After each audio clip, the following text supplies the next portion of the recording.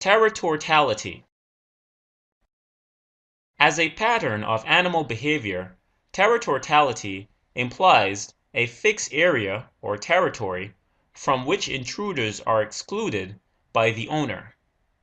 To better understand territoriality, it is important to distinguish between a territory and a home range, which, unlike an animal's marked territory, is an area in which the individual roams about but rarely defends against other animals. There are some species, such as the breeding song sparrow, whose territory and home range are one and the same.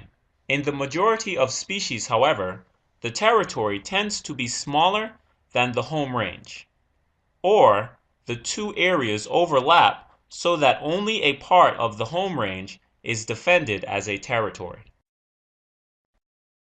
The crucial aspect of territorial behavior is the defense against intrusion by other individuals.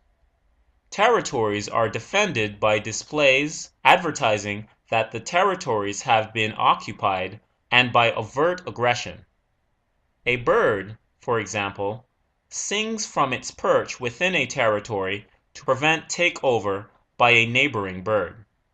And if an intruder is not deterred by the song, the territory owner may attack and try to drive it away. However, territoriality is not a fixed property of a species. For example, robins defend territories as pairs during the breeding season and as individuals during the winter, while some nectivores defend territories only during the mornings when plants are rich in nectar.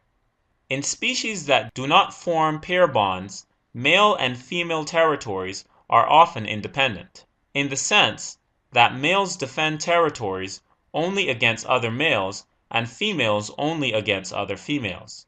In this case, if the species is polygynous, one male territory will probably contain several female territories, while in some polyandrous species, such as the northern jacana, this situation is reversed.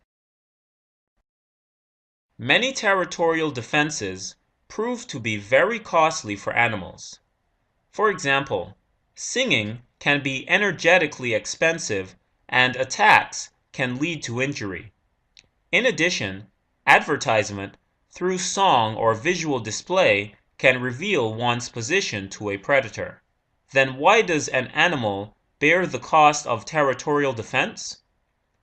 Over the past 2 decades, it has become increasingly clear that an economic approach can be useful in answering this question.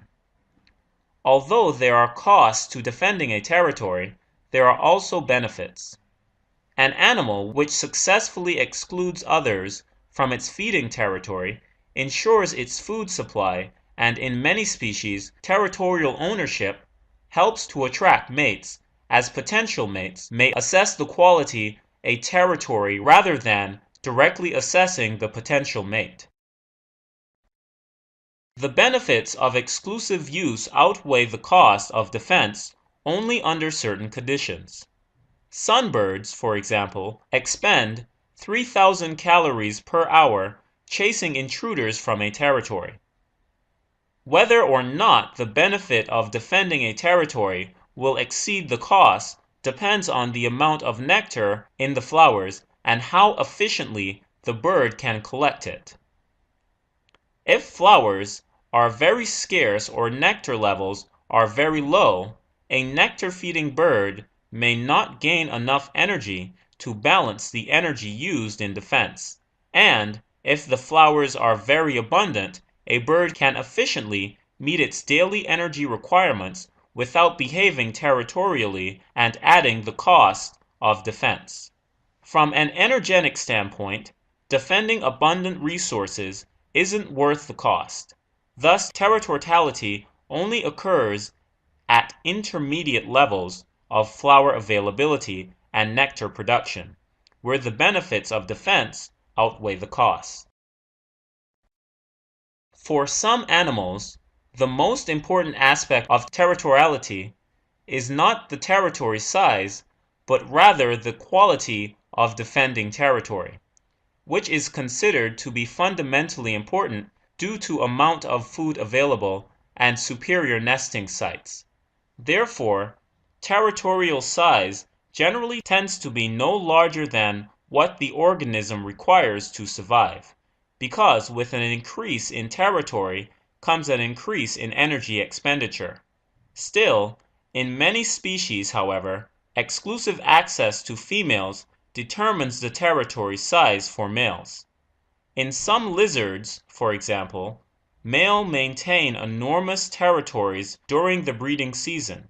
These territories, which encompass the territories of several females, are much larger than what would be required to supply enough food, and they are defended vigorously. In the non-breeding season, by contrast, male territory size decreases dramatically, as does the aggressive territorial behavior.